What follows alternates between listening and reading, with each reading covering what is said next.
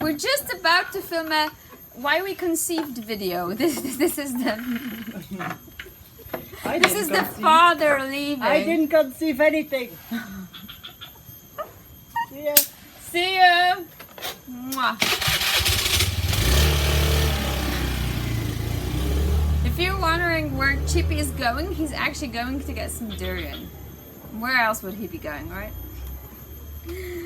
Anyway, welcome back, guys. And today I'm gonna share with you the whole story of why we waited 1 year to conceive the baby, why we waited 1 year to get pregnant. So I guess I have to start from the beginning, and that's 2 years ago when Simon and I met. I had lived 38 years at that point, never wanting to have kids, and he came from a standpoint of always wanting to have kids, no less than 3 actually. And it actually, our difference in that subject didn't actually make any difference.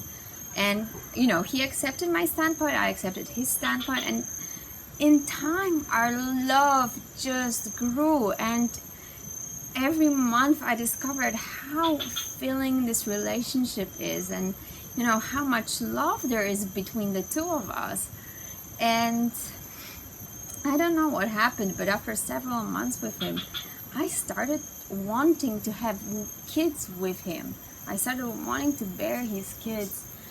Like, if you ever heard the song by Leonard Cohen, you know, dance me to the children that are asking to be born, that's how I felt. Like, we have so much love to give, and these children are asking to be born. And I think about 6 months into our relationship, we made the decision that, yeah, we are going to have some children together.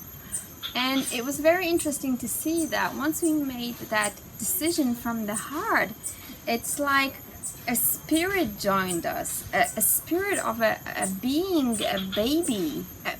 We felt a presence, and it was so strong that we were actually able to say that, hey, this presence is masculine, it's a boy. And we were both able to see its character, you know, very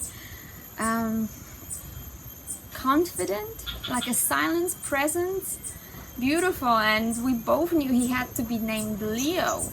So in a way, Leo, you know, his presence has been with us from when our relationship was just at 6 months, and that's 1.5 years ago. And actually, when we felt into it, we could actually feel the presence of the other 2 kids come along as well, to the point when we're able to see, you know, that the second one is going to be a girl and the third one is going to be a boy. And we were slowly learning their characters, and as the more we learned about them, the more we could actually name them. It took us like a year to name the third one, because he's just such a rebel. Anyway, okay, this is all trippy. Let's get back to reality. So we had made the decision to have children, and the presence of the children was with us at all times.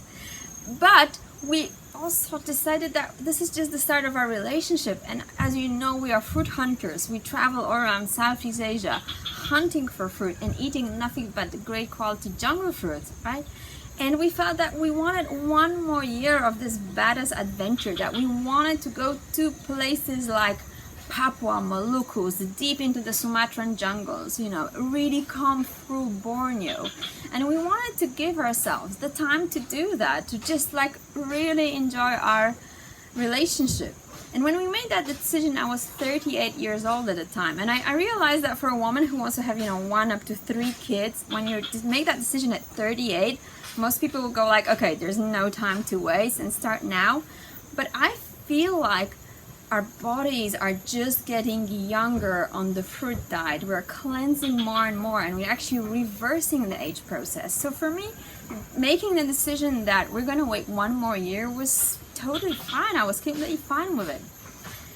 And then when to have the baby was also very important, because we believe that you become what you eat, and we wanted to give our kids, our first child, the best nutrition in the world. And that means top quality fruits for us. So we wanted to be, and the prime focus of that was actually durian, because it was durian that has allowed us to be fruitarian for such a long time. It's such a dense, calorie dense, unbelievable fruit. So we wanted our baby to be made up of durian.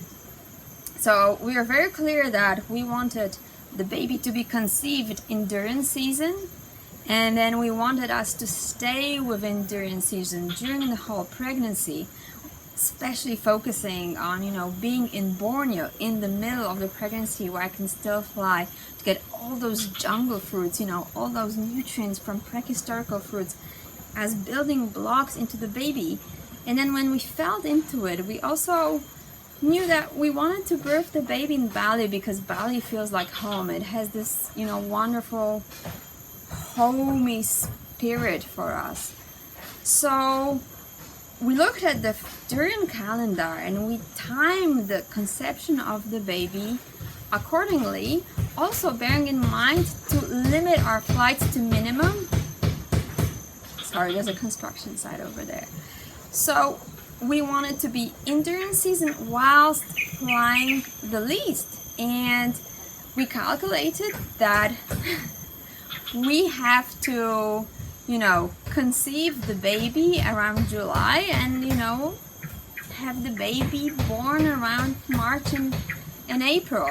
And once we calculated it, that was summer 2017, right? And then we decided to live our life and wait for that special moment for 1 year. And the most interesting part is that in the last year that we've traveled, the spirit of Leo, the baby that's inside me, and the other two kids has been with us the whole time. Like sometimes we would make jokes about the babies as if they're already here, and sometimes you would see them in spirit animals. So we would see a particular butterfly or dragon fruit. At the same time, both me and Sam would go like, "Oh, that's Nona," or like, "Oh, that's Leo," or "Oh, that Pacho." So it's a lot of the time we were like, it's like the babies are already with us, or we would just be visualizing, "Oh my God, I wish they were actually with us on this beach, because this place, in Papua is so amazing." So this year has been really special. We've spent it thinking about the babies joining our family a lot and preparing for the special moment. I know a lot of people take time out to cleanse out their bodies before pregnancy, and I think that's a totally great idea.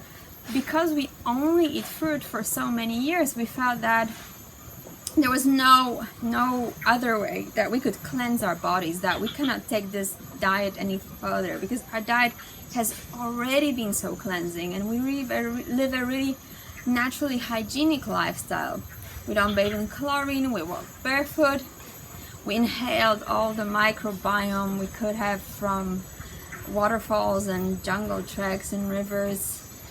We made a few attempts at water fasting to take our body even further, but I'm not a big advocate of water fasting, and to be honest, we're really bad at water fasting. We just get hungry around day 2 and quit the whole thing. So we didn't actually fast, but we continued to eat fruit while preparing for the baby. So this is why we waited 1 year. We wanted to have the baby, synchronized with durian season. And I don't think I'm gonna give much away when I say that the moment we conceived, we actually knew we conceived right away within 24 hours, because for the first time in my life, I smelled the durian. I was like, no, I don't want that. It actually smelled toxic and horrible, and I could not eat durian from the first day of my pregnancy. So that was a really huge lesson, right? Trying to time the pregnancy with durian season, and then becoming pregnant and not being able to eat any durian at all. I think it's quite funny. Anyway, luckily baby daddy can still eat durian, and he's now out getting some durian for himself.